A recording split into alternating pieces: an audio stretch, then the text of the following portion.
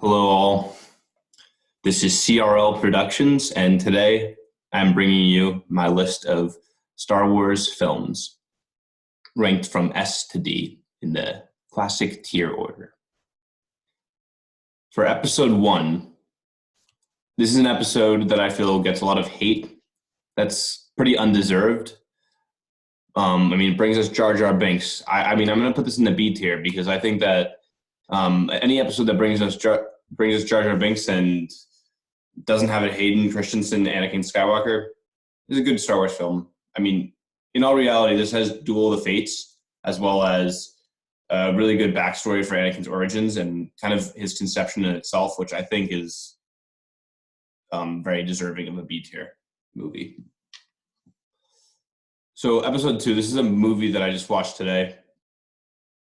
As I get older, it becomes much more prominent how bad Anakin and Padme's love story is. And it's in much part due to the horrendous acting of Hayden Christensen and also the terrible playwriting. But I think that it's done some justice by the scenes in Kamino and Geonosis, and I think the overall fight scenes and Dooku's portrayal is well done in this movie, but that's not enough to save it from a C-tier movie. Episode 3 is my favorite movie of the Star Wars franchise. Growing up, this was a movie that was coming out, and just the action in it is incredible. Hayden Christensen, yet again, is a flaw in the movie, but Ewan McGregor is phenomenal, as are all the other actors. I have no problems with this movie. It really ties the prequels up with a nice ribbon, but Hayden Christensen, again, just the only flaw of this movie, but I'm going to give it an S tier. Episode 4, A New Hope. This is a movie that if it didn't do well, if it wasn't a good movie, you wouldn't have other Star Wars movies. Looking back on it, maybe this isn't the best of the Star Wars movies, but it's very, very good. And I think that, you wouldn't have The Force Awakens try to copy it if it wasn't such a great movie and if it didn't work. So, an A tier for it. Empire is either, for many people, the worst or the best movie. I think it's a good movie. I think it gives us some really good locations. And like Hoth and Cloud City, some really good Lego sets out of that and really good minifigures, Boba Fett's. I would give it an S tier. It works well, and it shows us what to do, and it's really a good juxtaposition compared to episode 2 and 8, which are just really bad middle movies in the trilogies. But Empire does a good job of kind of setting up a lot of redemption arcs that are going to be completed in episode 6. Now we're on to Return of the Jedi, another movie that I actually watched this afternoon, and it's a great movie. I don't think it's as great as Empire. I think it's roughly that around A New Hope. I think that, again, we have some great locations. We have Tatooine in a different kind of lens, because you get the Jabba sail barge, and then you get Endor and Death Star 2. I think Darth Vader's redemption arc and even Lando Calrissian's redemption arcs are really prominent in this.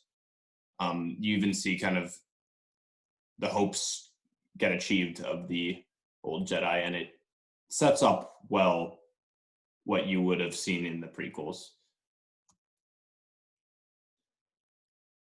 So for number 7, I think this is the best of the sequels. I don't think that the sequels are good for the Star Wars franchise, but I think number 7 does well, and it does well solely because of its template. It's copied completely off of A New Hope. Everything is just off of that. And also, the introduction of Kylo Ren, easily the best character in the sequels to me. But I don't understand why Disney went ahead and did this to the Star Wars franchise, these 3 movies. But I think this is a solid B-tier movie, and it's easily the best out of the 3 sequels. Now for number 8, The Last Jedi, I personally have no recollection of this movie. This is completely terrible, completely convoluted, and pretty much unimportant for the storyline, because everything that it was supposed to do 9 has to kind of jam into itself while trying to grab a lot of money. The Last Jedi is one of the most forgettable movies I've ever seen, and it's such a long movie to achieve nothing. B-tier movie.